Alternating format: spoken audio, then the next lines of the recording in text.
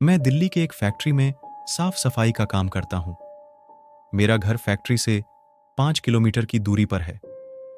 मेरे पास एक साइकिल है जिससे मैं अपने घर से फैक्ट्री और फैक्ट्री से घर आता जाता हूं।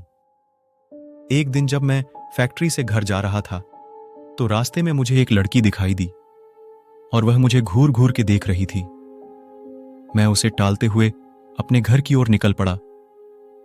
दूसरे दिन फिर वही लड़की मुझे उसी जगह पर दिखाई दी और वह मुझे फिर से घूरने लगी। फिर भी मैंने उसकी तरफ पलट के नहीं देखा और अपने घर की ओर निकल पड़ा। मैं उसके पास रुका भी नहीं क्योंकि मुझे उस लड़की से डर लग रहा था।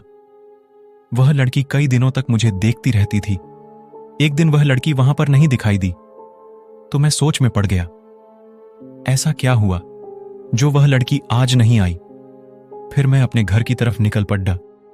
एक हफ्ते बाद मेरे घर पर एक चिट्ठी आई और मुझे पता चल गया था कि यह चिट्ठी उसकी ही है। उसमें उसका नाम प्रीति लिखा हुआ था और उसमें से एक फोटो निकली थी जो कि उसी लड़की की थी। मैं चौंक गया कि उसे मेरा पता कैसे चला। उस चिट्ठी में लिखा हुआ था कि कल जब फैक्ट्री से निकलो तो जहां पर मैं खाड़ी रहती हूं वहां पर मेरा इंतजार करना। उसके दूसरे दिन मैं वहां पर पहुंच गया तो वह लड़की वहां पर नहीं खड़ी थी। मैंने काफी इंतजार किया, फिर मैं अपने घर की तरफ चल दिया और तभी मुझे याद आया कि वो जो चिट्ठी आई थी उसमें उसका पता तो होगा। फिर मैं उसका पता पढ़कर उसके पते के अनुसार मैं उसके घर मिलने के लिए गया।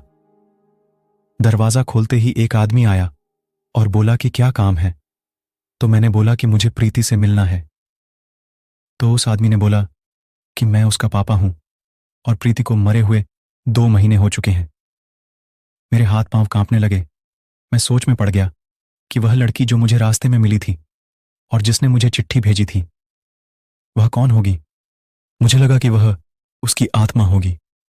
तभी प्रीति के पापा ने मुझे दिखाया कि देख लो, उसकी तस्वीर पर माला पड़ा हुआ था। तभी मैं भागकर अपने घर पहुंचा। फिर मैंने उस चिट्ठी को जला दिया और उस दिन के बाद से मैंने कभी भी अनजान लोगों से मिलना और बात करना बंद कर दिया।